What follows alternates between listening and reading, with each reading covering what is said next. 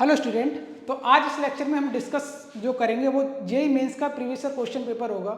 और JEE mains का जो प्रीवियस ईयर क्वेश्चन पेपर होगा वो 24 जन, ठीक है, 24 जन 2023 का होगा। तो डिस्कस करते हैं। तो first question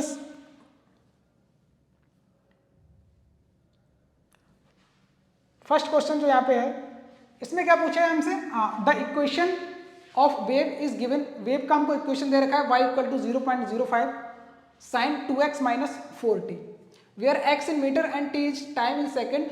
The velocity of the wave is equal to, wave का वेलोसिटी पूछा है। तो जनरल अगर इक्वेशन हम लिखें वेव का तो हम क्या लिखते हैं, y equal to a sin kx minus omega T plus five, जहाँ पे फाइव क्या होता है, इनिशियल फेज। इससे अगर हम इसका कंपैरिजन कराएं तो वहां से हम वेव नंबर k फाइंड कर सकते हैं, ओमेगा फाइंड कर सकते हैं और इनिशियल फेज फाइव भी फाइंड कर सकते हैं और एम्पलीट्यूड भी।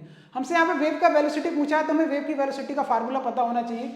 वेव की वेलोसिटी का फार्मूला होता है v equal to omega divided by K. तो यहाँ से हमें क्या चाहिए, ओमेगा और के का वैल्यू। तो इसका अगर हम कंपेरिजन इसके साथ कराएंगे तो x का कोफिशिएंट है यहाँ पे k, यहाँ पे x का कोफिशिएंट है 2, तो k का वैल्यू कितना हो जाएगा यहाँ से 2।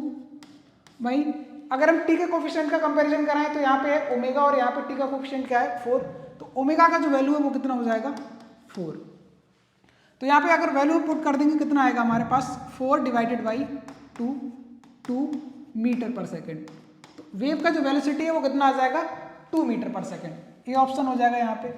यहाँ पे अगर पार्टिकल का वेलोसिटी भी पूछ सकता था, तो अगर पार्टिकल का वेलोसिटी पूछता तो पार्टिकल का वेलोसिटी का फार्मूला क्या होता है, del y divided by del t, ठीक है। तो ये जो एक्सप्रेशन है डिस्प्लेसमेंट, इसी को हमें डिफरेंशिएट करना होता है क्योंकि ये डिस्प्लेसमेंट है वो पार्टिकल का होता है डिस्प्लेसमेंट। तो अगर पार्टिकल का वेलोसिटी किसी टाइम पे पूछा है तो हम डिफरेंशिएट करते हैं वाई को d y by D t के रिस्पेक्ट में। वेव वेलोसिटी का फार्मूला क्या होता है, v equal to omega y कैसे फाइंड करेंगे। नेक्स्ट क्वेश्चन पे चलते हैं। नेक्स्ट क्वेश्चन में यहाँ पे है two charges Q1 and Q2, दो चार्ज हमको दे रखे हैं, उनके बीच का सेपरेशन d है, are placed in a medium of dielectric constant K. तो एक मीडियम में प्लेस्ड है जिनके जहाँ पे डाइलेक्ट्रिक कांस्टेंट क्या है k। If they placed in air then find equivalent distance at which they experience the same force. तो यहाँ पे क्या दो चार्ज पार्टिकल हैं Q1 Q2, इनके बीच का सेपरेशन d दे रखा है और एक मीडियम है, ठीक, जिनके भी इस मीडियम का डाइलेक्ट्रिक कांस्टेंट कितना दे रखा है हमको k। फिर हमसे क्या क्या है, इन दोनों चार्ज पार्टिकल को हमने कहाँ पे रखा, एयर में। ये तो बात होगी मीडियम में, ठीक है, ये हमने कहाँ पे ले लिया, मीडियम में, क्योंकि इलेक्ट्रोस्टैटिक फोर्स वो मीडियम पे भी डिपेंड करता है चार्जेस के बीच। अगर हम एयर में बात करें तो एयर में क्या होगा, एक चार्ज पार्टिकल यहाँ पे और दूसरा चार्ज पार्टिकल हमने यहाँ पे ले लिया, ये Q1 और Q2, इनके बीच का जो सेपरेशन है वो अब या तो इंक्रीज होगा या फिर डिक्रीज होगा, ठीक है, जनरली डिक्रीज ही होगा, बट कैसे होगा उसको देखेंगे अभी। तो इनके बीच का सेपरेशन क्वेश्चन में पूछा कि क्या किया जाए कि यहाँ पे जो फोर्स लग रहा है और यहाँ पे दोनों कैसे हों इक्वल। मतलब मीडियम में जो फोर्स लग रहा है अभी चार्जेस के बीच, वही फोर्स एयर में लगना चाहिए, तो उनके बीच का जो डिस्टेंस है वो कितना हो जाएगा। तो ये डिस्टेंस हमें फाइंड करना है। तो अगर हम मीडियम में फोर्स लिखें, एक तो आपको डायरेक्ट रिजल्ट याद है तो बेटर है, ठीक है। डायरेक्ट रिजल्ट क्या होता है, जो मीडियम में फोर्स होता है वो क्या होता है, एयर में force divided by dielectric constant, ये रिजल्ट होता है। ये रिजल्ट डायरेक्ट याद है तो इसको अप्लाई कर सकते हो, अदरवाइज बेसिक से भी जा सकते हैं। बेसिक से जाएंगे तो मीडियम में फोर्स लिखेंगे, मीडियम में फोर्स का फार्मूला क्या होगा, F medium 1/4 pi epsilon naught Q1 Q2 divided by D. अब यहाँ पे मीडियम में लिख रहे हैं तो यहाँ पे एप्सिलॉन लिखते हैं, यहाँ जिसको हम epsilon naught into epsilon r, relative permittivity, या फिर अदरवाइज इसको डाइलेक्ट्रिक कांस्टेंट भी बोलते हैं। तो एप्सिलॉन नॉट इंटू के भी लिख सकते हैं यहाँ पे एप्सिलॉन आर की जगह, ठीक है। तो एप्सिलॉन नॉट इंटू के हो जाएगा। भाई अगर हम एयर में बात करें फोर्स की, एफ एयर में क्या होगा 1/4 पाई एप्सिलॉन नॉट। एप्सिलॉन का वैल्यू क्या हो जाएगा, एप्सिलॉन नॉट, क्योंकि जो रिलेटिव परमिटिविटी होती है यहाँ पे डाइलेक्ट्रिक कांस्टेंट, उसका वैल्यू एयर के केस में क्या रहता है 1। तो यहाँ से हमें मिलेगा Q1 divided by Q2, Q1 into Q2 divided by r. ये मीडियम में आ गया, ये एयर में आ गया। इन दोनों का अगर कंपैरिजन करेंगे, दोनों को हम डिवाइड करेंगे तो हमें क्या मिलेगा, F medium divided by F air. अगर करेंगे तो के मिल जाएगा। तो F medium equal to F upon K, क्योंकि देख सकते हैं ना इतने रिजल्ट को हम क्या लिख सकते हैं, इसको हम लिख सकते हैं एफ एयर। तो एफ मीडियम क्या आ जाएगा, एफ एयर डिवाइडेड बाई के। इस रिजल्ट का अगर यूज करेंगे तो यहाँ से हमें आर और डी में रिलेशन मिल जाएगा, क्योंकि हमें फाइंड करना है आर डी और डाइलेक्ट्रिक कांस्टेंट में, ठीक है, क्या रिलेशन होगा। तो इसको इक्वल करते हैं इसके, ठीक। उस रिलेशन का अगर यूज करेंगे तो मीडियम में हमने फोर्स लिख दिया, ठीक, 1/4 epsilon not K Q1 Q2 by d square equal to, अगर एयर में हम फोर्स लिखेंगे तो क्या लिखेंगे, 1/4 epsilon naught Q1 Q2 by are square. तो यहाँ से कुछ टर्म कैंसिल आउट हो जाएंगे, ठीक। तो क्या बचेगा, 1/kd square, 1/kd square equal to 1/r square. यहाँ से आर स्क्वायर का वैल्यू अगर फाइंड करेंगे तो हमें मिलेगा K d square, r equal to कितना आ जाएगा, √के इंटू डी। तो डिस्टेंस कितना हो जाएगा, √k times D, √k times D. यहाँ का बी ऑप्शन करेक्ट हो जाएगा। नेक्स्ट क्वेश्चन की तरफ चलते हैं।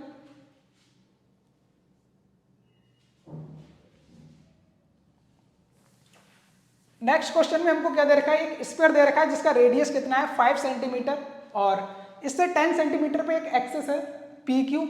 हमको क्या फाइंड करना है, in the radius of gyration find करना है। तो रेडियस ऑफ गायरेशन यहाँ पे फाइंड करना है। तो रेडियस ऑफ गायरेशन का फार्मूला क्या होता है, पहले तो हमें इस एक्सिस के अबाउट मोमेंट ऑफ इनर्शिया पता होना चाहिए और उसको m इंटू के स्क्वायर के इक्वल रखेंगे। तो मोमेंट ऑफ इनर्शिया अगर हम देखें स्फीयर के सेंटर के अबाउट जो रहता है वो कितना होता है, ICM 2/5 सॉलिड स्फीयर की m इंटू आर स्क्वायर, ये होता है। ये तो आ गया इस एक्सिस के अबाउट, इस सेंटर के अबाउट। फिर हमको निकालना है PQ वाली एक्सिस के अबाउट। तो PQ वाली एक्सिस के अबाउट अगर हम लिखेंगे मोमेंट ऑफ इनर्शिया तो क्या हो जाएगा, 2/5 mr square plus parallel axis theorem लगाएंगे तो क्या हो जाएगा, md स्क्वायर, ठीक है, md स्क्वायर ये रहता है पैरेलल एक्सिस। हमको क्या चाहिए, रेडियस ऑफ गायरेशन, तो ये किसके इक्वल हो जाएगा, mk square K equal, mk square equal to 2/5 m, या फिर m यहाँ से कॉमन ले सकते हैं क्योंकि m यहाँ पर भी वो कैंसिल आउट हो जाएगा फैक्टर। तो ये बचेगा 2/5 multiplied by are square. R का वैल्यू यहाँ पे कितना है 5 सेंटीमीटर, तो 5 का होल स्क्वायर करेंगे 25 हो जाएगा, प्लस यहाँ पे कितना है, आंसर देखो सेंटीमीटर में आया है, रेडियस ऑफ गायरेशन सेंटीमीटर में है, तो इसको हमें कन्वर्ट करने की जरूरत नहीं है। ऐसा ही सिस्टम है, यहाँ पर भी हम सेंटीमीटर में रखेंगे तो ऑलरेडी सेंटीमीटर में आ जाएगा आंसर हमारा, क्योंकि m से m कैंसिल आउट हो जा रहा है। यहाँ पे d स्क्वायर रखेंगे तो 10 का होल स्क्वायर कितना हो जाएगा 100, m से m कैंसिल आउट हो गया तो k स्क्वायर आ गया 5 यानी 10 प्लस 100, k का वैल्यू कितना आ जाएगा √110 सेंटीमीटर। तो रेडियस ऑफ गायरेशन का वैल्यू, ये भी सिंपल फार्मूला बेस्ड क्वेश्चन था, इसमें ऑप्शन नंबर सी करेक्ट हो जाएगा हमारा, ठीक है। नेक्स्ट क्वेश्चन पे चलते हैं।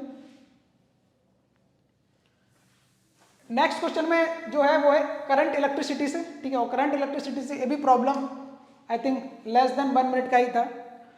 तो इस प्रॉब्लम में क्या आपको एक सर्किट दे रखा है, 5 रेजिस्टेंस दे रखे हैं 1 2 3 4 5, ठीक है, एक बैटरी दे रखी है और एक तरह से सेल है, इसका इंटरनल रेजिस्टेंस भी दे रखा है हमें यहाँ पे 3 ओम। हमसे पूछा क्या है, I4 और I5 का वैल्यू पूछा है, I4 R4 में जो करंट और R5 ओम में जो करंट है वो कितना है I5। इन दोनों ब्रांच में क्या पूछा है हमसे, करंट पूछा है इंडिविजुअल कितना होगा। तो इसको करने से पहले सबसे पहले हमें यहाँ पे करंट पता होना चाहिए कि यहाँ पे करंट कितना है, तभी तो वो करंट डिवाइड होगी 2 पार्ट में। तो उसके लिए हमें पहले इक्विवेलेंट करंट फाइंड करना रहेगा। सबसे पहला चीज क्या है, हमको इक्विवेलेंट करंट फाइंड करना रहेगा। अगर हम इक्विवेलेंट करंट फाइंड करेंगे उसके लिए हमें सबसे पहले क्या पता होना चाहिए, क्योंकि फार्मूला हमारे पास होता है Ohm's law I = V/R equivalent. तो इक्विवेलेंट रेजिस्टेंस पता होना चाहिए क्योंकि वोल्टेज तो हमें पता है 24 वोल्ट है। इक्विवेलेंट रेजिस्टेंस अगर यहाँ पे फाइंड करेंगे तो देखो ये दोनों रेजिस्टेंस कैसे हैं, पैरेलल में 2 और 2। तो 2 और 2 अगर पैरेलल में है तो कितना होगा 1 ओम, क्योंकि पैरेलल में क्या होता है, पैरेलल में फार्मूला जो होता है हमारा R1 R2 upon R1 plus R2 equivalent resistance का। तो 2 और 2 को जब सॉल्व करेंगे तो कितना मिलेगा 1 1 3 के साथ कैसा है, सीरीज में है, तो 1 + 3 कितना हो जाएगा 4। अब ये हो गया 4, ये सर्किट कुछ इस तरह से बन जाएगा, ठीक है। ये वाले दोनों कितने 1 ओम, बीच में 3 ओम। यहाँ पर भी सेम फार्मूला अप्लाई करेंगे तो कितना आ जाएगा 20 × 5 डिवाइडेड बाई 20 + 5 4 ओम यहाँ पर भी आ जाएगा। देन 3 ओम रेजिस्टेंस यहाँ पे और यहाँ पे एक बैटरी लगी हुई, ये है इस तरह से सर्किट है। तो इक्विवेलेंट रेजिस्टेंस अगर फाइंड करेंगे, ऊपर वाले सर्किट को हमने सिंप्लीफाई कर लिया इस तरह से, तो यहाँ पे कितना आ जाएगा 4 3 7 1 8 3 11 11 आ गया, ठीक है। रेजिस्टेंस का जो वैल्यू है इक्विवेलेंट वो कितना आ गया 11 ओम। तो यहाँ पे हम लिख लेते हैं R इक्विवेलेंट कितना आ गया 11 ओम। तो यहाँ से अगर हम करंट फाइंड करेंगे तो करंट का वैल्यू कितना आएगा 24 divided by 11 ampere. 24 divided by 11 ampere total current आ गया जो कि बैटरी से फ्लो करेगा, बट हमको जो करंट है वो बताना है R4 और R5 में। तो यहाँ से भी जो भी करंट चलेगा, सपोज I करंट चला जो कि कितना है 24 डिवाइडेड बाई 11, ये वाला करंट दो जगह डिस्ट्रीब्यूट हो जाएगा, दोनों में आधा आधा डिस्ट्रीब्यूट होगा क्योंकि 2 ओम यहाँ पे 2 ओम यहाँ पे, आधा आधा डिस्ट्रीब्यूट होगा यहाँ पे इन दोनों में, फिर वो आगे फिर से I हो जाएगा, यहाँ पे I/2 यहाँ पे आके फिर से I हो जाएगा। तो 3 ओम वाले रेजिस्टेंस में करंट कितना होगा I, ये वाला जो I है 24 डिवाइडेड बाई 11 ये फिर से दो पार्ट में डिवाइड हो जाएगा, दो पार्ट में डिवाइड होगा, कुछ करंट ऊपर जाएगा कुछ करंट नीचे जाएगा, बट ऑल ओवर जो करंट का सम होगा वो कितना होगा 24 डिवाइडेड बाई 11, करंट का जो सम होगा वो कितना होगा 24/11। तो इसको ऑप्शन से करेंगे तो ज़्यादा बेटर है, ठीक है, थोड़ा सा टाइम हमारा बच जाएगा, अदरवाइज बेसिक मेथड भी बताएंगे जिससे हमें करना है। तो 24 डिवाइडेड बाई 11 है करंट का सम, दोनों में जो करंट होगा उनका सम कितना होगा 24/11। तो यहाँ पे अगर हम ऑप्शन से देखें तो कितना है, एक दोनों में अगर हम सम करेंगे तो पहले में सम करेंगे कितना मिलेगा 120 डिवाइडेड बाई 55, इसको अगर सॉल्व करेंगे 5 से डिवाइड करेंगे तो नीचे आएगा 11, ऊपर कितना आएगा 24/11 हमें फर्स्ट वाले ऑप्शन में देखने को मिलेगा, सेकंड वाले ऑप्शन में देखने को मिलेगा, इसमें भी नहीं मिलेगा और इसमें भी नहीं मिलेगा। तो दो ऑप्शन बचे, दो ऑप्शन में कौन सा वाला करेक्ट होगा, तो ये हमें पता है कि जो करंट है वो इनवर्सली प्रोपोर्शनल होता है रेजिस्टेंस के, मतलब जिस ब्रांच का रेजिस्टेंस ज्यादा है उसमें करंट कम जाएगी, जिस ब्रांच का रेजिस्टेंस कम है उसमें करंट ज्यादा आएगी। तो अगर हम I4 की अगर बात करें तो I4 ऊपर वाली ब्रांच में करंट कम जाएगी क्योंकि रेजिस्टेंस क्या है उसका ज्यादा है। तो पहले कम करंट देख लो, ये वाला है, तो फर्स्ट ऑप्शन इसका क्या हो जाएगा, करंट करेक्ट हो जाएगा क्योंकि रेजिस्टेंस का वैल्यू ज्यादा है तो करंट कम जाएगी, ठीक है, तो ए ऑप्शन हो जाएगा। अदरवाइज इसको जो करना है बेसिक मेथड है इसका वो क्या है, एक फार्मूला हमको याद रहता है, अगर हमें करंट को डिवाइड करना है ये फार्मूला याद रखना है हमको। अगर दो रेजिस्टेंस हमारे पैरेलल कॉम्बिनेशन में, एक का रेजिस्टेंस है R1 एक का रेजिस्टेंस है R2, यहाँ से करंट आ रहा है I, ये करंट दो जगह डिस्ट्रीब्यूट हो जाएगा, कुछ यहाँ पे I1 और कुछ यहाँ पे I2। तो अगर हमें I1 का वैल्यू फाइंड करना रहता है तो कैसे लिखते हैं, total current divided by sum of resistance multiplied by, अगर हमें I1 फाइंड करना है तो R2 का मल्टीप्लाई कराते हैं, ठीक है। इसी तरह से हम I2 लिख सकते हैं, I2 क्या होगा, total current divided by sum of resistance multiplied by I2 अगर फाइंड करना है तो R1 का मल्टीप्लाई कराएंगे। तो ये फार्मूला भी रहता है, करंट का जो डिस्ट्रीब्यूशन है वो रेजिस्टेंस के इन्वर्सली प्रोपोर्शनल रहता है, तो इस तरह से डिस्ट्रीब्यूट होगा करंट। तो ये इस फार्मूले का यूज करके भी हम फाइंड कर सकते थे, वो थोड़ा सा ज़्यादा टाइम टेकन रहेगा, ठीक है, बट ये भी फार्मूला अच्छा है, अदरवाइज ऑप्शन से भी हम कर सकते थे। तो ये वाली जो प्रॉब्लम थी, ठीक है। अब नेक्स्ट प्रॉब्लम देखते हैं, नेक्स्ट प्रॉब्लम क्या होगा।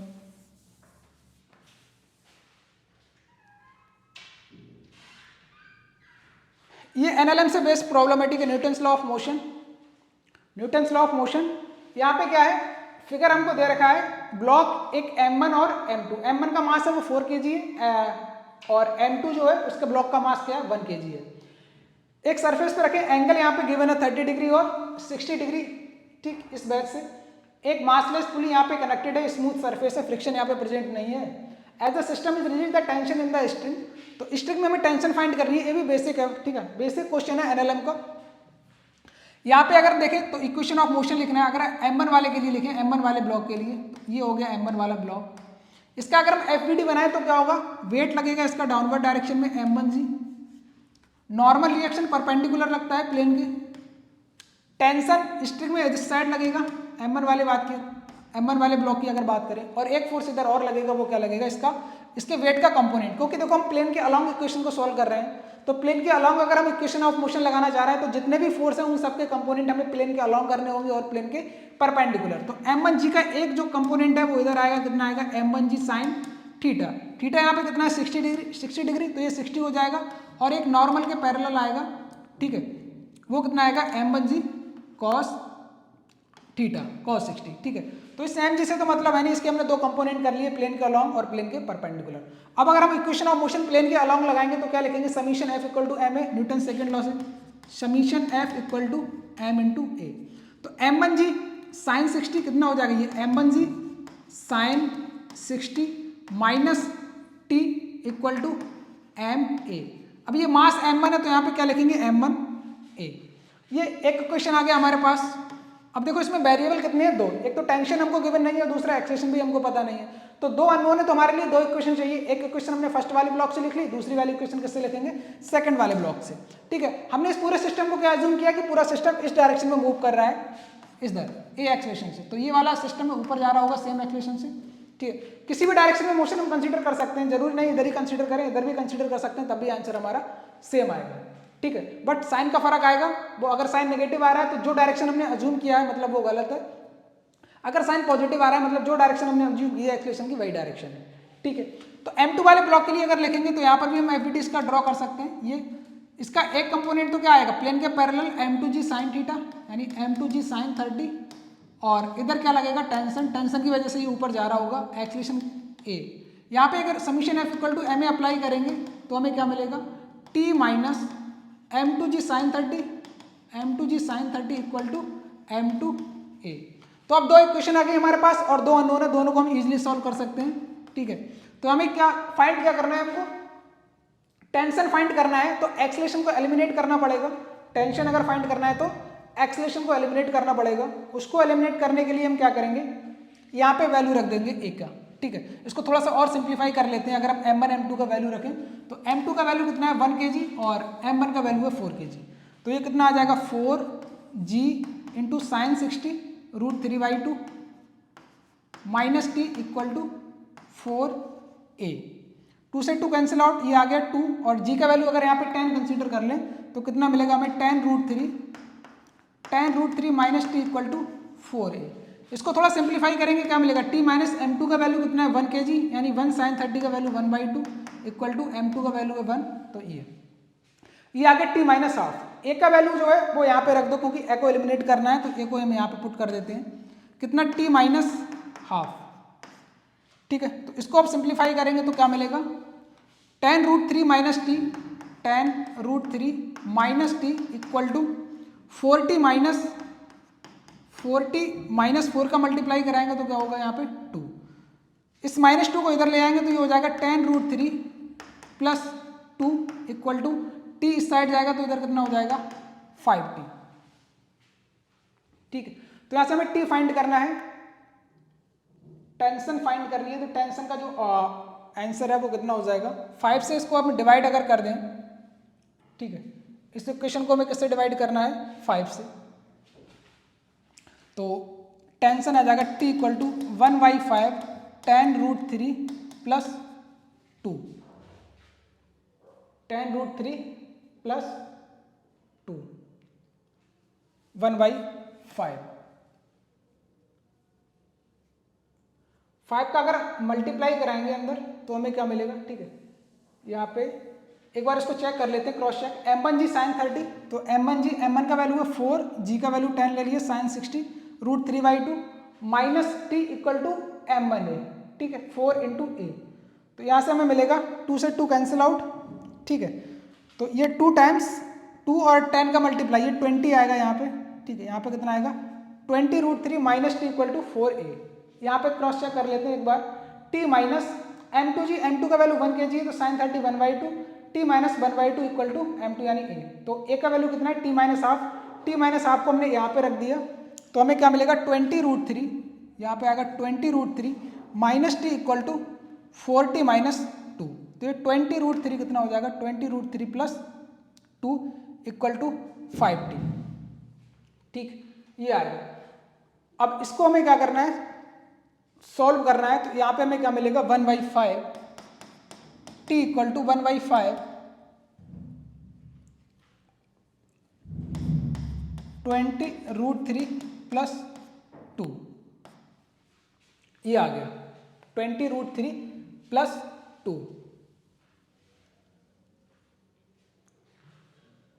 तो यहाँ पे कौन सा ऑप्शन आ जाएगा हमारा, अगर हम 20 को भी कॉमन ले लेंगे तो यहाँ से, ठीक है, n into A, tension in the string. ठीक है, 5 को अगर हम 10 को कॉमन ले लेते हैं तो कितना आएगा 10/5 √3 प्लस 2/10 यानी 1/5 यानी 4 टाइम्स √3 प्लस 1/5, ये आ रहा है ऑप्शन। ठीक है, तो आई थिंक इसको एक बार फिर से क्रॉस चेक कर लेते हैं क्योंकि या तो हो सकता है ऑप्शन में कुछ गड़बड़ होगी। ठीक है, अगर यहाँ पे देखें तो M1G sine 60, M1G sine 60, M1 का वैल्यू है 4 kg, G का वैल्यू 10, तो ये कितना होगा 40 साइन 30 √3/2, तो ये 20√3 हो गया minus T equal to M1A into 4 into A. ये इक्वेशन ठीक है करेक्ट। यहाँ पर अगर हम क्रॉस चेक करें तो कितना मिलेगा हमें टेंशन इसमें स्ट्रिंग में कितना है टी, तो T minus m2g sine 30, m2g sine 30 होगा। यहाँ पे क्या होगा m2g साइन 30, तो g का एक फैक्टर यहाँ पर भी आएगा, ठीक है, तो g का फैक्टर यहाँ पे 10/2 हो जाएगा, t माइनस 10/2 होगा यहाँ से, तो t माइनस 10/2 मतलब t माइनस 5 होगा 1 की जगह, t माइनस कितना होगा 5, तो t माइनस 5 यहाँ पे रखेंगे, अब आंसर करेक्ट आ जाएगा 20√3 minus T equal to 4t minus 20, 4t minus यहाँ पे क्या हो जाएगा 20, तो 20 इधर आएगा तो ये प्लस का 20 हो जाएगा इक्वल टू 5t, तो 20√3 प्लस 20 आएगा यहाँ पे, ठीक है, वही एक फैक्टर मिस हो रहा था, तो ये 20 हो जाएगा। यहाँ से अगर हम 10 कॉमन ले लेंगे तो यहाँ पे क्या बचेगा 2, ठीक है, 20√3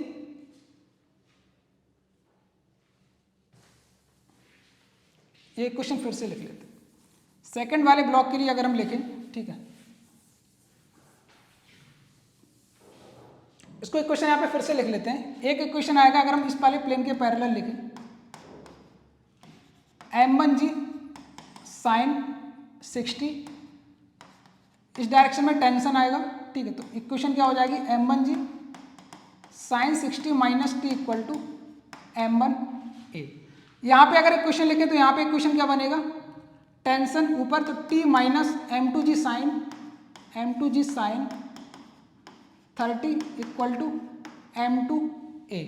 अब हमें क्या एलिमिनेट करना है, a को एलिमिनेट करना है, तो यहाँ पे क्या रखेंगे 4 इंटू जी का value 10 sine 60√3/2 minus T equal to 4 into A. यहाँ पे अगर इक्वेशन रखेंगे तो t माइनस जी m1 का वैल्यू 1 है, g 1/2 इक्वल टू a, तो यहाँ से t माइनस कितना आ गया t minus 5 equal to a का वैल्यू t माइनस 5 है, तो यहाँ पे रख देते हैं t माइनस 5, यहाँ से हमें क्या मिलेगा 20√3, 2 से 2 times cancel out, 20√3 minus T equal to 4t minus 20, ये आ जाएगा 20√3 प्लस 20 इक्वल टू 5t। 5 से इसको डिवाइड करेंगे अब तो कितना आएगा, 5 से डिवाइड कर दो इक्वेशन को तो ये आ जाएगा 4√3 प्लस 4। अब यहाँ से 4 अगर कॉमन ले लेंगे तो क्या आ जाएगा √3 प्लस 1, कौन सा ऑप्शन हो जाएगा ए वाला, ठीक है। यहाँ पे जी का फैक्टर मिस हो रहा था, वही हमको देखना था, तो ये भी एनएलएम का सिंपल क्वेश्चन था, ठीक है, केवल इक्वेशन हमें अप्लाई करना था। नेक्स्ट क्वेश्चन देखते हैं।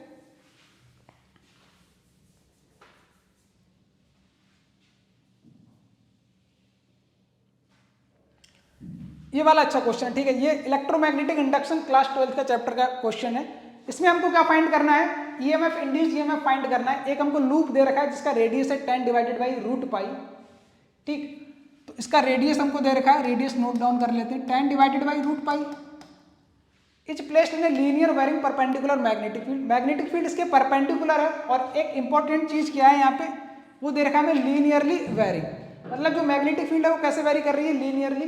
तो अगर लीनियरली वेरी कर रही है तो मैग्नेटिक फील्ड हम क्या लिखेंगे, v इक्वल टू, ठीक है, लीनियर इक्वेशन अगर हम लिखते हैं तो क्या लिखते हैं, y equal to mx plus c होता है ना, स्ट्रेट लाइन का इक्वेशन।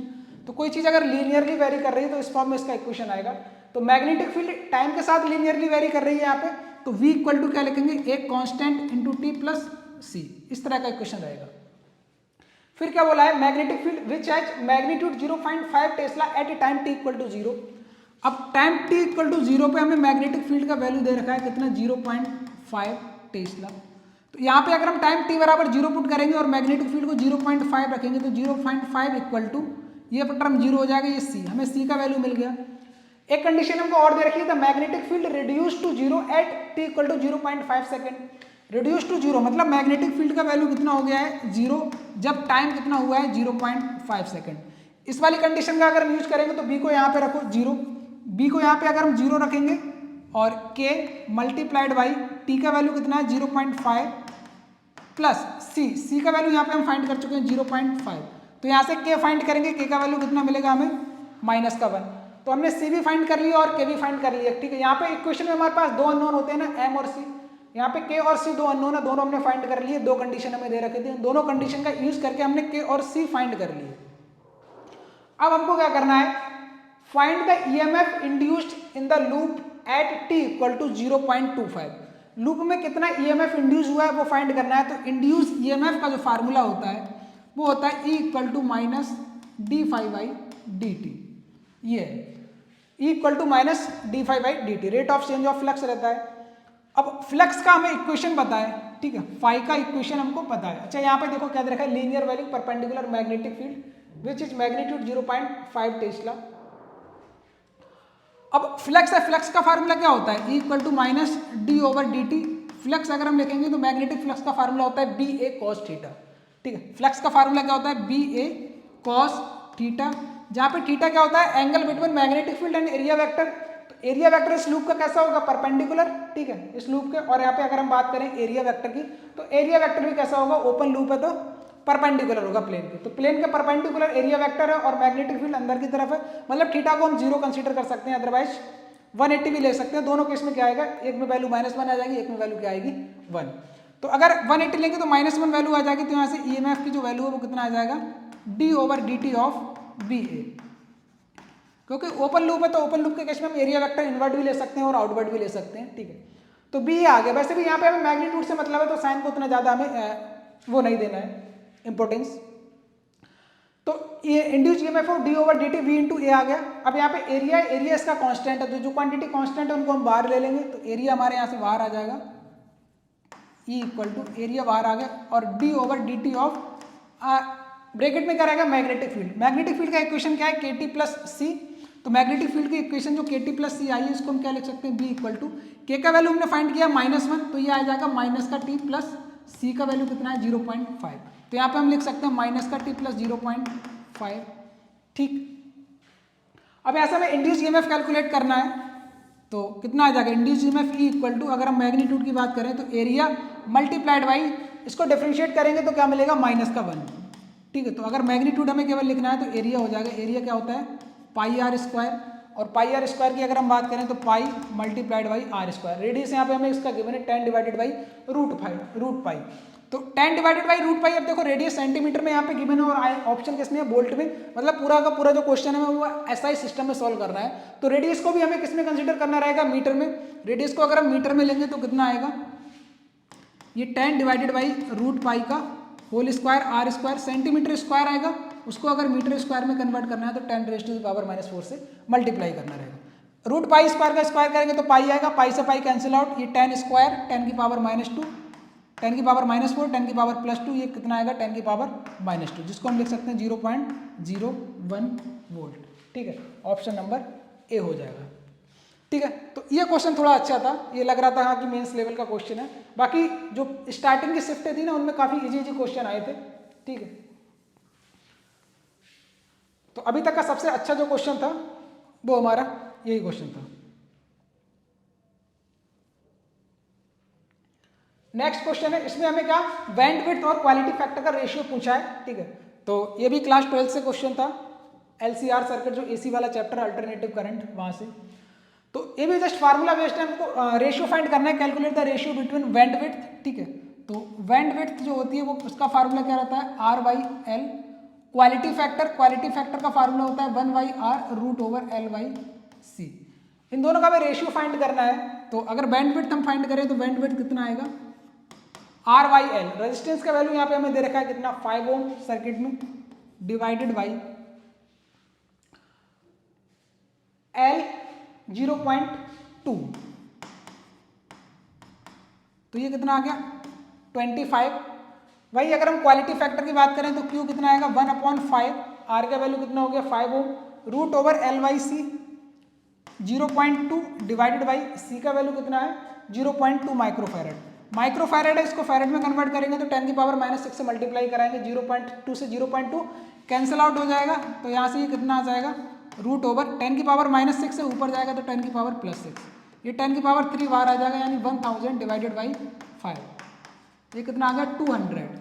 अब हमको रेशियो किस किस का लेना है, बैंडविड्थ और क्वालिटी फैक्टर। तो बैंडविड्थ हमारा 25, क्वालिटी फैक्टर कितना आया है 200, ये कितना आ गया यहाँ से 1/8, ठीक है। तो ये भी question simple formula based question था, बी ऑप्शन इसमें करेक्ट हो जाएगा हमारा।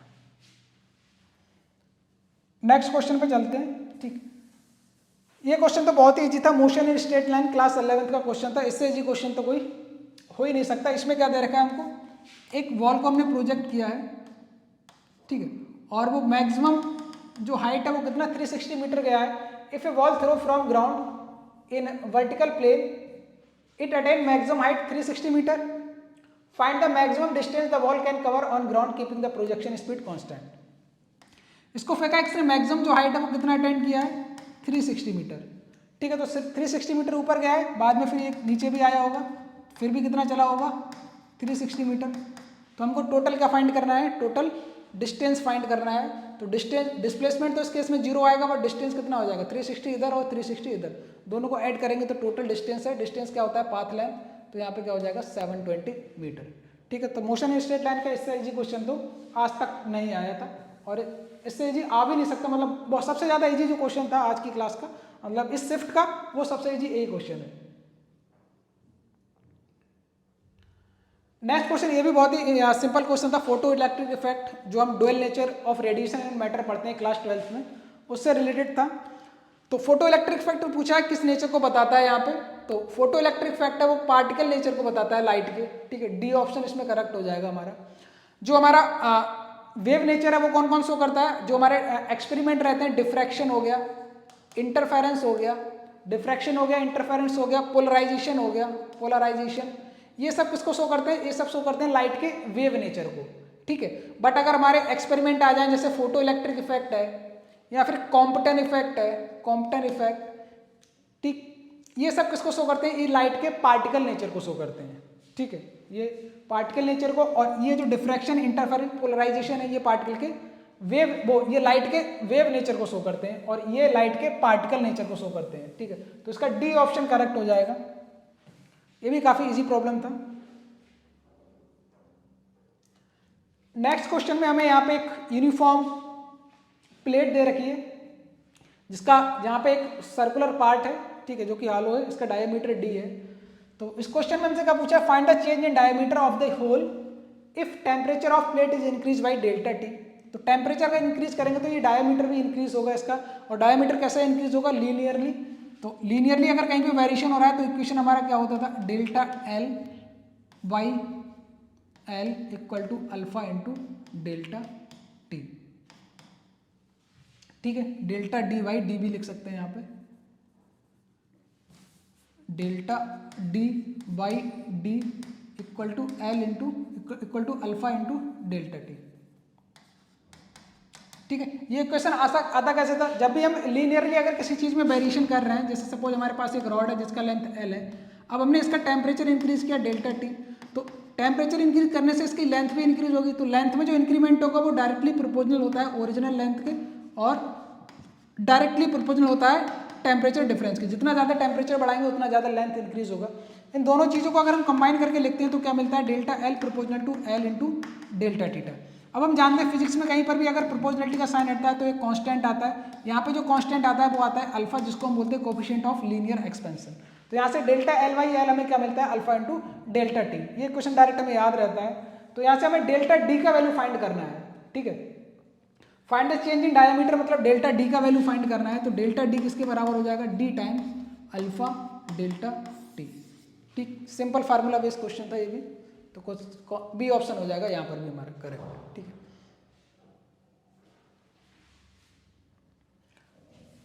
नेक्स्ट क्वेश्चन पे चलते हैं, ये भी क्वेश्चन फार्मूला बेस्ड क्वेश्चन है, ठीक है। दो वायर हमें दे रखे हैं जिनमें करंट का फ्लो हो रहा है, और दोनों जो वायर हैं उन दोनों वायर में सेम डायरेक्शन में करंट का फ्लो हो रहा है, और इनके बीच का सेपरेशन 10 सेंटीमीटर हमें दे रखा है। The force on a 10 centimetre section of one of the wire becomes, अच्छा, two parallel wire infinite wire carry equal current, दोनों में करंट का वैल्यू इक्वल है।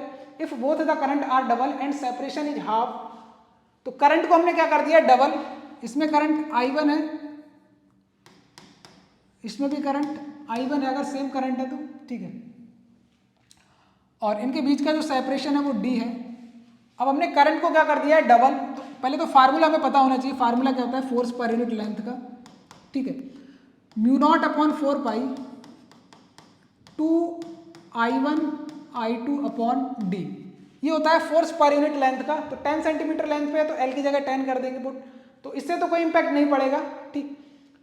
अब यहाँ पे फोर्स कितना हो जाएगा जब हमने करंट को डबल कर दिया, मतलब इस फैक्टर को हम डबल कर रहे हैं, इस फैक्टर को भी डबल कर रहे हैं, और डी को कितना कर रहा है, हाफ। तो इसको डबल करेंगे तो एक 2 का फैक्टर एक्स्ट्रा आएगा, इसको डबल करेंगे तो 2 का फैक्टर एक्स्ट्रा आएगा, इसको हाफ करेंगे तो डी/2 करेंगे, ये 2 ऊपर चला जाएगा तो 2 का फैक्टर एक और आ जाएगा, तो यहाँ पे 3 आ जाएंगे, 2 के फैक्टर कितना हो जाएगा, फोर्स 8 टाइम्स। ठीक है, तो फोर्स कितना हो जाएगा यहाँ पे 8 टाइम। तो अगर हम वायर में करंट बढ़ा देंगे तो फोर्स क्या होगा, इंक्रीज होगा। ठीक, फोर्स क्या होगा, इंक्रीज होगा, और कितना 8 टाइम्स हो जाएगा। करंट को अगर डबल करेंगे, एक में डबल करेंगे तो डबल होगा, दूसरे में भी करंट डबल कर दी तो फोर्स 4 टाइम्स हो जाएगा। डिस्टेंस अगर कम कर देंगे तो फोर्स बढ़ जाएगा, डिस्टेंस आधा करेंगे तो फिर से डबल टाइम्स बढ़ेगा, तो टोटल 8 टाइम्स हो जाएगा इंक्रीज।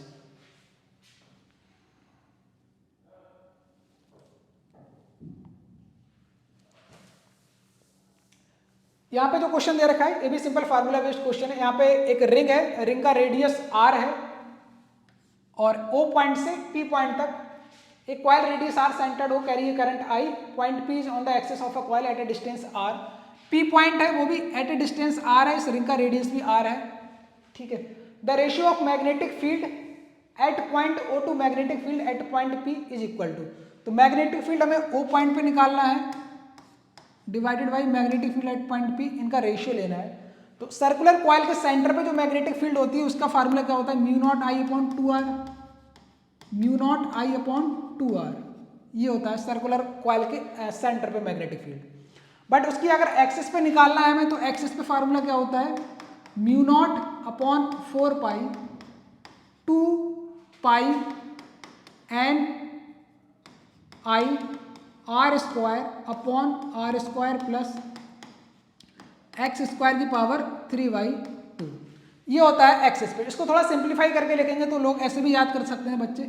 ठीक है, इसको 2 पाई से ये कैंसिल आउट हो जाएगा, 4 पाई, तो क्या बचेगा, म्यू नॉट बाई 2, नीचे R square plus X square की पावर 3/2, और यहाँ पे क्या, ऊपर 2 पाई से 4 पाई 2 टाइम्स कैंसिल आउट हो गया, कैपिटल एन होता है नंबर ऑफ टर्म, तो केवल कॉइल में एक ही टर्म है तो एन का वैल्यू 1 हो जाएगा, तो यहाँ से आएगा केवल आई आर स्क्वायर। ऐसे करके भी यहाँ पे याद कर सकते हो, और ऊपर वाला भी फार्मूला याद कर सकते हो। तो ये तो हो गया किस पे, एक्सिस पे, और ये किस पे, सेंटर पे। इन दोनों का हमें रेशियो फाइंड करना है। यहाँ पे x का वैल्यू दे रखा है, x क्या होता है, सेंटर से उस P पॉइंट तक का डिस्टेंस, वो भी हमें r दे रखा है, यानी x का वैल्यू यहाँ पे r है। तो इसको फर्दर थोड़ा सिंप्लीफाई कर लेते हैं, तो देखो हमें क्या मिलेगा, P पॉइंट पे अगर हम फाइंड करें, mu naught I R square divided by 2 R square plus R square की पावर 3/2, तो R square plus R square कितना हो जाएगा, 2r स्क्वायर, यहाँ से आएगा mu naught I R square divided by 2r square की पावर 3/2, तो 2 से 2 कैंसिल आउट हो गया, सॉरी ये अंदर है, 2r स्क्वायर की पावर 3/2।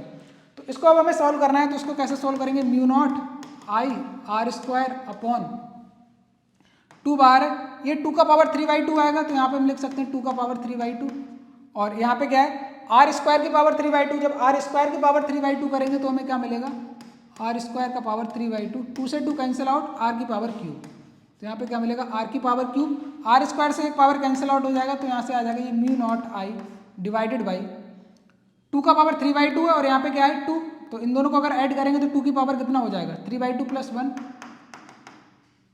5/2, तो 2 की पावर कितना होगा, ये 5/2 इंटू आर, ये आ गया P पॉइंट पे। ठीक है, एक्सिस पे पॉइंट पे मैग्नेटिक फील्ड, ये आ गया सेंटर पे, ये दोनों का रेशियो लेना है, तो रेशियो लेंगे तो क्या आएगा, mu naught I upon 2r multiplied by mu naught I upon 2 की power 5/2 into R, mu naught I से mu naught I cancel out, R से आर कैंसिल आउट, तो यहाँ पे रेशियो कितना आ जाएगा,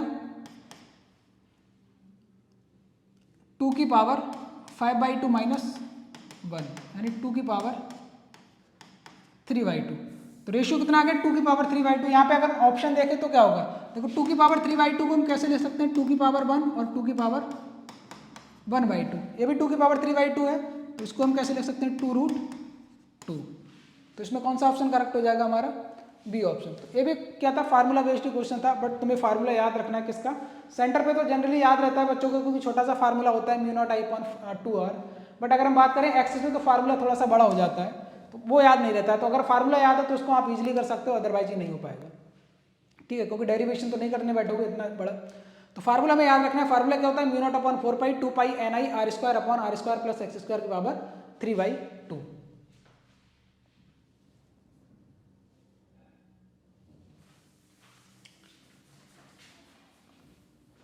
नेक्स्ट यहाँ पे क्वेश्चन है, photo diode are operated in reverse bias. तो ये भी सेमीकंडक्टर का क्वेश्चन था क्लास 12 का, ये भी काफी इजी प्रॉब्लम था। तो फोटो डायोड तुम्हें पता होना चाहिए कैसे यूज करते हैं। तो फोटो डायोड को हमेशा हम रिवर्स वाइज में यूज करते हैं, ठीक है। और रिवर्स वाइज में यूज करने का रीजन क्या रहता है, अगर हमारे पास कोई फोटो डायोड है, इसके ऊपर लाइट इस तरह से फॉल कराते हैं, ठीक, और इसको रिवर्स वाइज में यूज करते हैं। तो रिवर्स वाइस में यूज करते हैं। हमें पता था डायोड क्या होता है, डायोड अगर रिवर्स वाइस में भी डायोड काम करता है, लेकिन थोड़ा सा उसका वोल्टेज है वो हमें बढ़ाना पड़ता है। उसमें करंट कब आती है रिवर्स वाइस में, जब हम वोल्टेज ज़्यादा बढ़ाते हैं। सपोज 40 वोल्ट है, 50 वोल्ट पे हमें मिलता है, तो हम पहले से ही इसके अक्रॉस 40 वोल्ट लगा के रखते हैं। अगर ये 41 वोल्ट पे काम कर रहा है, नेगेटिव में अगर ये 41 वोल्ट पे काम कर रहा है, तो 40 वोल्ट हम इसके अक्रॉस ऑलरेडी लगा के रखते हैं। 1 वोल्ट है, 1 वोल्ट हम कहाँ से लेते हैं, ऊपर से जो लाइट इस पर गिर रही है, लाइट फॉल हो रही है, वहाँ से 1 वोल्ट हमें मिल जाता है। जब लाइट अंदर जाएगी तो कुछ एनर्जी मिलेगी एक्स्ट्रा, तो फिर ये क्या ऑन हो जाता है, रिवर्स बायस में ऑन हो जाएगा। तो यहाँ पे जो भी अलार्म वगैरह हमने लगाया है वो करंट फ्लो होने लगेगी, तो कोई भी कुछ लगाओगे तो वो वर्क करेगा यहाँ पे। तो फोटो डायोड को हम रिवर्स बायस में यूज करते हैं। जन स्टेटमेंट वाइज क्वेश्चन था, एनसीईआरटी में मिल जाएगा, लाइन टू लाइन लिखा हुआ है, ठीक। दूसरा स्टेटमेंट क्या है, current in forward bias is more than current in reverse bias in PN diode. ये भी ठीक है, हम पीएन जंक्शन डायोड पढ़ते हैं फॉरवर्ड बायस में करंट ज्यादा आती है, रिवर्स बायस में क्या आती है, करंट कम आती है। बट ये स्टेटमेंट इस हिसाब से जो इसका आंसर होना चाहिए, बोथ स्टेटमेंट आर ट्रू, ठीक है, ये होगा, क्योंकि एक्सप्लेन तो नहीं कर रहा है वो ऊपर वाले को। बट जो यहाँ पे बोला गया है कि current in forward bias is more than current in reverse bias, ये हमेशा वैलिड नहीं है। रिवर्स बायस में भी करंट आ जाती है ज्यादा, अगर हम ज्यादा वोल्टेज अप्लाई कर दें, ठीक है। फॉरवर्ड बायस में हमें 1 वोल्ट या 1 वोल्ट से कम पे भी करंट की जो वैल्यू है वो बहुत ही ज्यादा मिल जाती है। बट रिवर्स बायस में हमें बहुत ही ज्यादा वोल्ट लगाना पड़ता है, ठीक, 80 वोल्ट या 100 वोल्ट लगाना पड़ता है, तब जाके करंट मिलती है। और हो सकता है डायोड बेकार भी हो जाए रिवर्स बायस में। तो इन जनरल हम यही कंसीडर करके चलते हैं कि फॉरवर्ड बायस में हमें करंट ज्यादा मिलेगी अगर हमारा आइडियल डायोड है, और रिवर्स बायस में जो करंट का वैल्यू क्या हो जाएगा, 0 in case of ideal diode.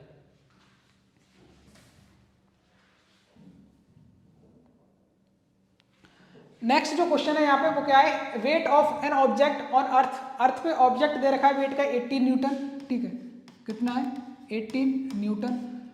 हमसे पूछा है जब हम उसको 3200 किलोमीटर ऊपर ले जाते हैं, तो अर्थ का रेडियस कितना होता है 6400 किलोमीटर, हम इसको 3200 किलोमीटर ऊपर ले गए, मतलब r/2, ठीक है, रेडियस का आधा ले गए ऊपर।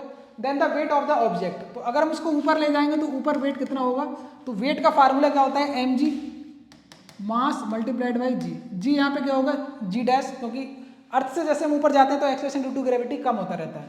तो अगर हम जी डैश को लिखें, जी डैश का फार्मूला क्या होता है, G upon 1 plus H upon R का होल स्क्वायर, ठीक है। आर यहाँ पे क्या है, रेडियस ऑफ अर्थ। तो यहाँ से हम जी डैश कैलकुलेट कर लें तो हमें वेट मिल जाएगा, तो ये आएगा जी डिवाइडेड बाई 1 प्लस हाइट कितना है r/2, ये आर का होल स्क्वायर। यहाँ से आएगा जी इक्वल टू आर से आर कैंसिल आउट, ये 3/2 का होल स्क्वायर हो जाएगा, 3/2 का होल स्क्वायर। तो यहाँ से जो जी डैश का वैल्यू है वो कितना आ जाएगा, 4/9 इंटू जी। 4/9 इंटू जी आ गया, तो हमें ये कैलकुलेट करना है m इंटू जी डैश। तो m इंटू जी डैश की जगह क्या रखेंगे, g मल्टीप्लाइड बाई 4/9। अब mg का वैल्यू हमें पता है कितना है, 18 मल्टीप्लाइड बाई 4/9, 9 से 2 टाइम्स कैंसिल आउट, ये 4 इंटू 2 कितना आ गया 8। तो ऑप्शन इसका कितना हो जाएगा हमारा 8 न्यूटन, ठीक है। तो ये भी सिंपल फार्मूला बेस्ड क्वेश्चन था, इसको भी हम इजिली सॉल्व कर सकते थे। नेक्स्ट क्वेश्चन जो है यहाँ पे वो एसएचएम से रिलेटेड है। यहाँ पे जो स्प्रिंग है दोनों कैसे हैं, सीरीज कॉम्बिनेशन में है, ठीक है। और ये दोनों स्प्रिंग है ना, इनका हमें कॉम्बिनेशन पहले देखना है। देखो यहाँ पे फाइंड क्या करना है, टाइम पीरियड। टाइम पीरियड का फार्मूला होता है T = 2 पाई √m/k। टाइम पीरियड हमें दे रखा है कितना, दे रखा है 2 पाई √1/x। तो हमें x का वैल्यू फाइंड करना है, तो √m/k किसके बराबर हो जाएगा, यहाँ से अगर हम देखें √m/k का जो वैल्यू है वो बराबर हो जाएगा √1/x, ठीक है। तो पहले √m/k का वैल्यू फाइंड कर लेते हैं, √m/k कितना आएगा। तो यहाँ पे अगर मैं इस स्प्रिंग को इस तरफ डिस्प्लेस करता हूँ, कुछ यहाँ पे इस तरफ, तो इसमें कितना होगा, x डिस्प्लेसमेंट, x कंप्रेशन होगा और इसमें x का एक्सपेंशन होगा। तो जो टोटल होगा x, मैं क्या लिख सकता हूँ, x1 प्लस x1, यानी नेट फोर्स जो हम लिखेंगे इस स्प्रिंग पे वो कितना लगेगा, k into x plus k into x. मतलब दोनों डिस्प्लेसमेंट बराबर होंगे, इसमें x कंप्रेशन हुआ है तो इसमें x एक्सटेंशन होगा, तो F नेट कितना हो जाएगा kx प्लस kx डबल हो जाएगा, क्योंकि एक स्प्रिंग कंप्रेस हो रही है तो अगर ये कंप्रेस हो रही है तो ये फोर्स इधर लगाएगी, ये वाली स्प्रिंग में एक्सपेंशन हो रहा है तो ये भी फोर्स किधर लगाएगी इधर, तो फोर्स दोनों ऐड हो जाएंगे kx इंटू kx, दोनों का स्प्रिंग कांस्टेंट सेम है तो हमने k ले लिया, अदरवाइज k1 k2 ले सकते हैं। तो अब यहाँ से क्या F नेट को क्या लिखेंगे k इक्विवेलेंट इंटू x, तो यहाँ से कितना आ गया k plus k multiplied by x, x से x कैंसिल आउट तो k इक्विवेलेंट का वैल्यू कितना मिल जाएगा k1 plus k2 k plus k यानी 2k। ठीक है, अगर अलग अलग होते तो k1 प्लस k2 लिख लेते, अदरवाइज यहाँ पे क्या लिखेंगे हम k प्लस k, तो 2k आ गया। तो यहाँ पे जो फार्मूला हमारा क्या बनता है m बाई k की जगह हम क्या लिखेंगे m बाई k की जगह लिखेंगे मास कितना दे रखा है हमको, देखो यहाँ पे 2 kg, 2 डिवाइडेड बाई k का वैल्यू कितना है 2k। ठीक है, तो 2 से 2 कैंसिल आउट, ये कितना आ गया under root 1 by K equal to root over 1 by X. तो यहाँ से कंपैरिजन कराएंगे x किसके इक्वल आ जाएगा k के, और k का वैल्यू हमें दे रखा है spring constant 20 divided by 20 Newton पर मीटर, तो यहाँ से x का वैल्यू कितना आ जाएगा 20। ये भी सिंपल फार्मूला बेस्ड क्वेश्चन था। ठीक,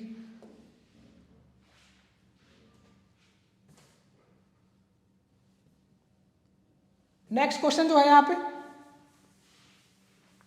इसमें हमें क्या एक रिंग दे रखा है और ये फिर से एक रेडियस ऑफ गायरेशन का क्वेश्चन आ गया है। इसको भी हमें सिंपल करना है भाई, एम के स्क्वायर जो करना है एम के स्क्वायर इक्वल हो जाएगा मोमेंट ऑफ इनर्शिया निकालना है इस वाले पॉइंट के अबाउट। इस पॉइंट के अबाउट अगर मोमेंट ऑफ इनर्शिया निकालेंगे तो हमें पहले रिंग का मोमेंट ऑफ इनर्शिया लिखना पड़ेगा इस एक्सिस के अबाउट। तो अगर रिंग का मोमेंट ऑफ इनर्शिया इस एक्सिस के अबाउट लिखेंगे तो कितना आएगा M R square by 2, M R square by 2 आएगा। क्यों? क्योंकि ये रिंग का मोमेंट ऑफ इनर्शिया का एम आर स्क्वायर, बट वो होता है सेंटर के अबाउट परपेंडिकुलर इस वाली एक्सिस के अबाउट। ठीक है, इस वाली एक्सिस के अबाउट क्या होता है एम आर स्क्वायर, हमको लिखना है इस एक्सिस के अबाउट। तो बाई सिमेट्री क्या लिखते हैं हम, ये I X plus I Y equal to I Z, ये लिखते हैं। तो यहाँ पे I X plus I Y equal to I Z, I X और आई वाई दोनों बराबर होंगे तो 2 टाइम्स ऑफ आई एक्स या 2 टाइम्स ऑफ आई वाई किसके बराबर हो जाएगा आई जेड। आई जेड है एम आर स्क्वायर, तो आई वाई का वैल्यू कितना आ जाएगा एम आर स्क्वायर बाई 2, ये तो आ गया। प्लस इसमें एम डी स्क्वायर कर देंगे, एम डी स्क्वायर कितना है 10 का होल स्क्वायर, डी का वैल्यू 10 है तो 10 का होल स्क्वायर। यहाँ से एम कैंसिल आउट हो जाएगा, आर का वैल्यू 5 है तो 25 बाई 2 हो जाएगा, 25 डिवाइडेड बाई 2 प्लस 100, तो ये 225 डिवाइडेड बाई 2 आ गया, 225 डिवाइडेड बाई 2। अब वहाँ पे कितना है 15 डिवाइडेड बाई, तो ये के स्क्वायर का वैल्यू आ गया। अब हमको रेडियस ऑफ गायरेशन कितना दे रखा है 50 डिवाइडेड बाई रूट के का वैल्यू अगर निकालेंगे तो क्या आएगा 15 डिवाइडेड बाई रूट 2, हमको के का वैल्यू फाइंड करना है। तो यहाँ से अगर इसका कंपैरिजन कराएंगे तो के का वैल्यू कितना मिलेगा हमें 2। ठीक है, तो रेडियस ऑफ गायरेशन से करता है ये भी क्वेश्चन।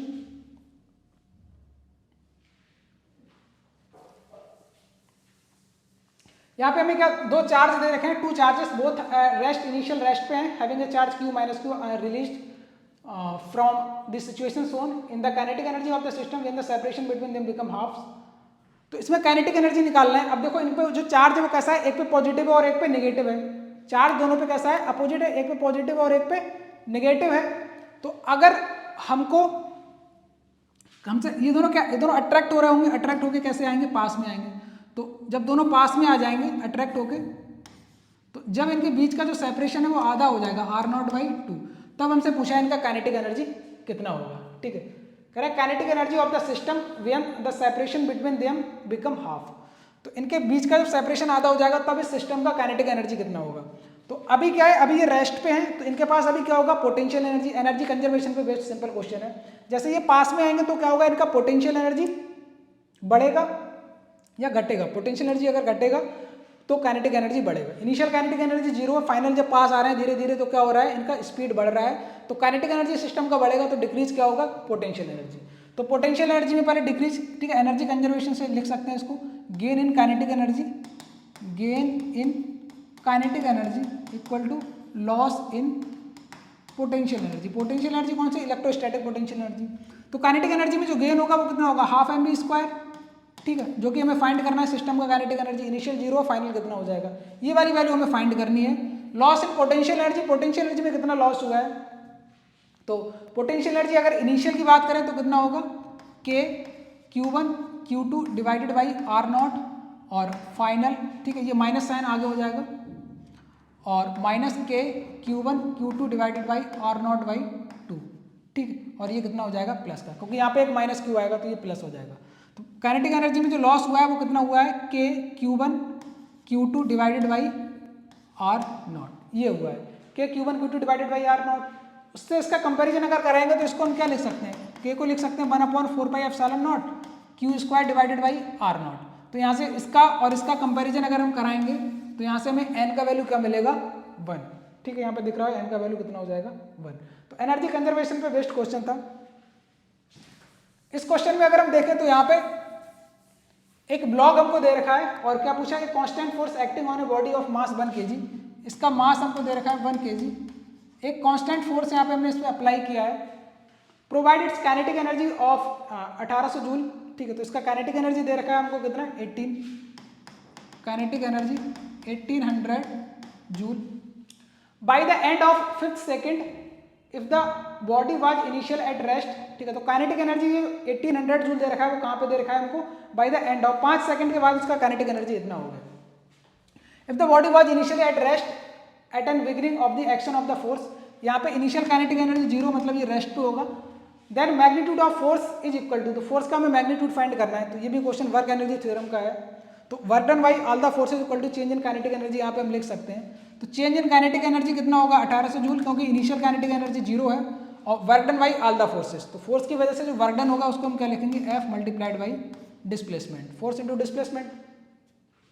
अगेन यहाँ पे हमें डिस्प्लेसमेंट नहीं पता बट टाइम हमको दे रखा है। ठीक है, हमको टाइम कितना दे रखा है 5th सेकंड, तो उस टाइम का हमें यूज करना होगा। उस टाइम को यूज करने के लिए हम क्या इक्वेशन यूज कर सकते हैं, S बराबर ut plus half AT square.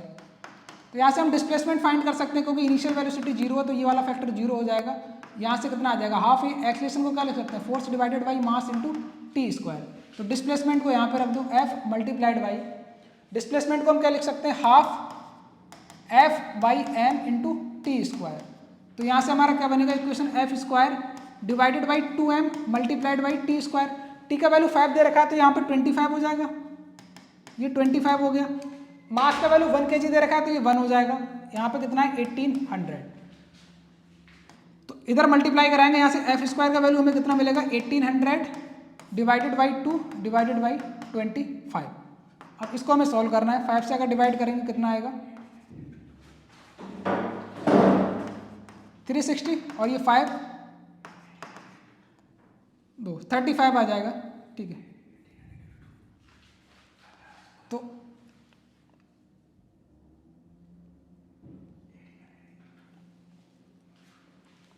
इसको डिवाइड करेंगे यहाँ से, और हमको फोर्स फाइंड करना है, फोर्स किसके इक्वल होगा। तो ये 72 हो जाएगा, तो 72 डिवाइडेड बाई 2 ये कितना होगा 36 F स्क्वायर। तो F का वैल्यू कितना हो जाएगा यहाँ से 6 न्यूटन। F स्क्वायर 36 है तो F का वैल्यू कितना आ जाएगा 6 न्यूटन। ठीक है,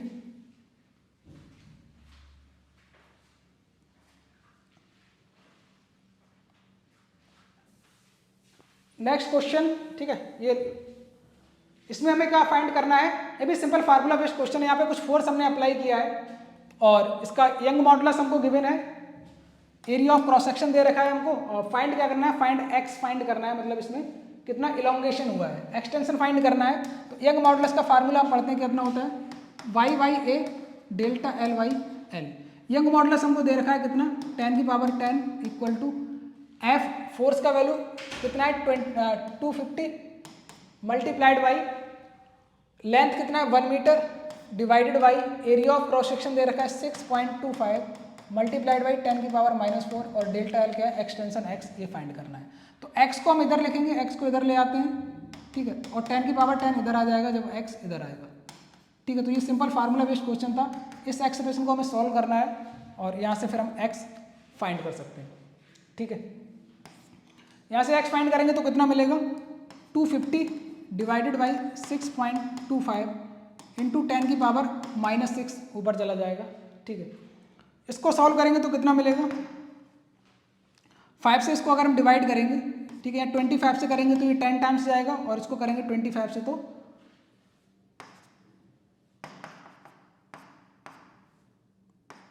25। ठीक है, 10 डिवाइडेड बाई 25 आ जाएगा 0.25, पॉइंट जाएंगे तो 2 0 25 चौका 100 40 आ जाएगा। ठीक है, तो यहाँ से x फाइंड कर सकते हैं हम, कितना आएगा 40। ठीक है, तो ये जो शिफ्ट 1 के जितने क्वेश्चन थे हमने वो आज इस लेक्चर में डिस्कस कर लिए। नेक्स्ट लेक्चर में शिफ्ट 2 से रिलेटेड जो क्वेश्चन होंगे उनको डिस्कस करेंगे। ठीक है, थैंक यू।